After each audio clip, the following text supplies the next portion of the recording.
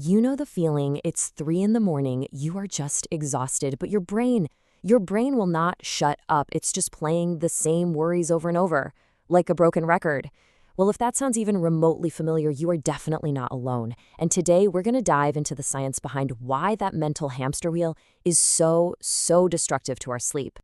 So let's just kick things off with the big one. Why does it feel like everyone is so tired these days? Turns out it's not just a feeling. It's a massive, widespread problem, and the numbers, well, they're pretty eye-opening. Okay, get this. A 2017 survey in the UK found that a staggering 74% of adults are sleeping for less than the recommended 7 hours a night. Think about that. That's almost 3 out of every 4 people who aren't getting the absolute bare minimum rest they need to function.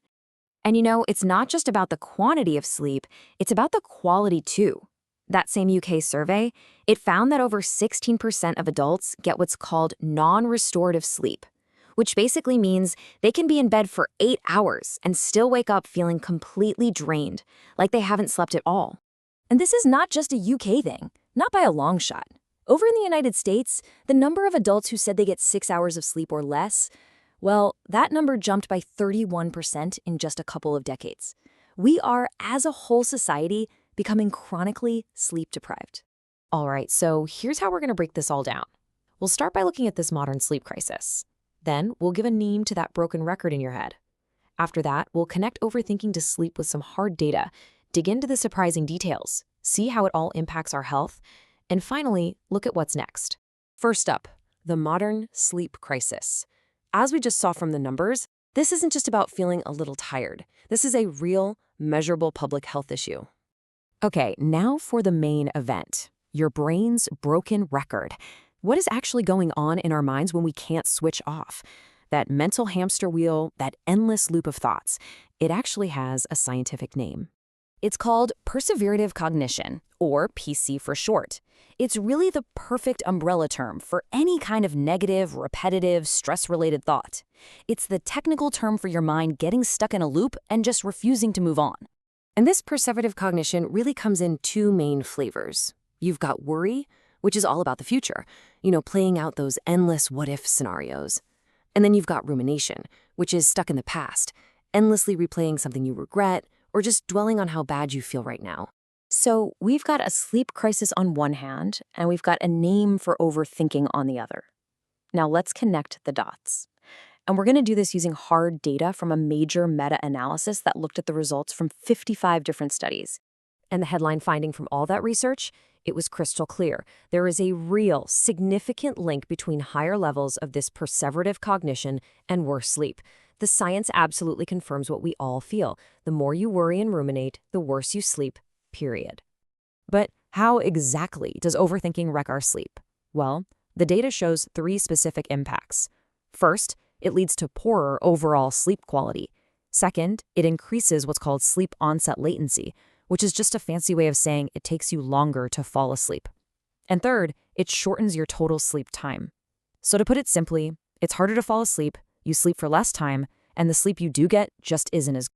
Now, if we dig in a little more, we find something really interesting. This chart shows that while both worry and rumination are bad for your sleep quality, rumination, that's the one where you're dwelling on the past, has a much stronger negative effect. It seems that getting stuck on things that have already happened is especially toxic for a good night's rest.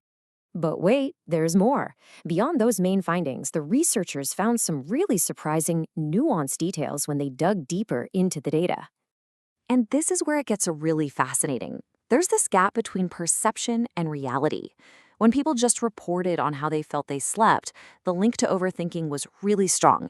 But when their sleep was measured objectively with tracking devices, the link was weaker. This suggests that people who overthink a lot tend to perceive their sleep as being way worse than it actually is.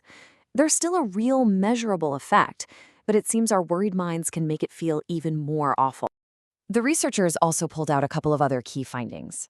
First, your general tendency to be an overthinker, what they call your trait, is a much better predictor of having trouble falling asleep than whatever you happen to be thinking about on one specific night. So it's really the habit of overthinking that does the most damage.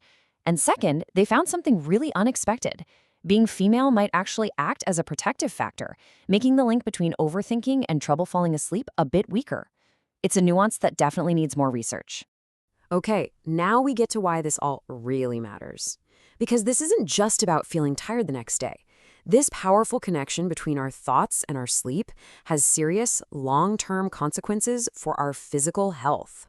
This is basically the proposed theory, the perseverative cognitive hypothesis. Think of it like a chain reaction. It starts with that repetitive negative thinking. That, in turn, keeps your body's stress response switched on. That sustained stress then disturbs your sleep. And over time, that chronic lack of good sleep can become a direct pathway to poor health. And why is this such a big deal? Because poor sleep isn't trivial. It has been scientifically linked to a whole host of serious issues, problems with our hearts, our metabolism, our mental health, even our immune systems. The stakes for getting our sleep back on track are incredibly high. So, now that we've established this really clear and, frankly, dangerous connection, where do we go from here? What's the next step for the scientists who are working to solve this problem? Well, the path forward really boils down to three huge questions. First, figuring out causality. Which comes first, the overthinking or the bad sleep? Or is it just one big, vicious cycle? Second, they need to test interventions, like mindfulness, to see if we can find reliable ways to break that cycle. And third, they want to explore coping strategies, especially digging into that gender difference, to see if some people have found mental tools that could be taught to the rest of us. So, after all of this science, all this data, it really comes back to a very personal, very quiet moment. We now understand the mechanism, we understand the cost, and we see the potential paths forward. And all of that leaves us with one final question to ask ourselves in the dead of night. What story is your mind telling you at 3 a.m.?